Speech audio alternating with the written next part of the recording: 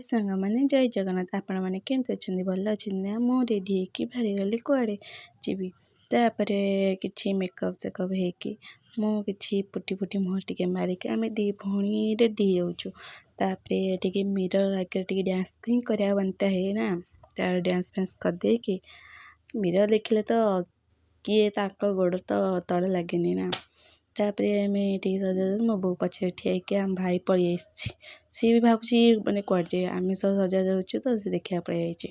ତାକୁ ଟିକେ ତା ମୁହଁ ଟିକେ ପାଉଡ଼ର ଲଗେଇ ଦେଇକି ତାକୁ ଟିକେ ଛାଡ଼ିଦେଲୁ ପଦାକୁ। ସିଏ ପଦା ତ ଯିବନି, ଏଇଠି ଆମ ସାଙ୍ଗେ ନନଡ଼ ହେବ।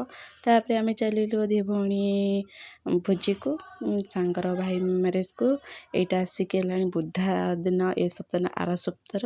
ମୁଁ ଭିଡ଼ିଓ ଭଏସ୍ରେ ଦେଇନଥିଲି, ତା ପାଇଁ କିଛି ଦେଇନଥିଲି, ମୋତେ ଟାଇମ୍ ନଥିଲା, ହେଉନଥିଲା। ଛାଡ଼, ଟିକେ ଖରାପ ହେଉଛି ନା, ଗରମ ହେଉଛି, ସେଥିପାଇଁ ଦେଇନଥିଲି।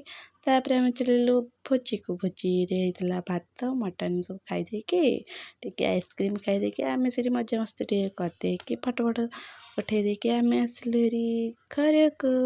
ତାପରେ ଆସିକି ଦେଖିଲା ବେଳକୁ ମୋର ରୁମ୍ରେ ଅବସ୍ଥା ହିଁ ପଡ଼ିଥିଲା। କାହିଁକିନା ଆମେ ସବୁ ମେକଅପ୍ ସଜାଡ଼ି ଥୋଇ ଯାଇନଥିଲୁ। ତାପରେ ସବୁ ପକେଇକି ଆସିଲି, ସଜାଡ଼ିଲି।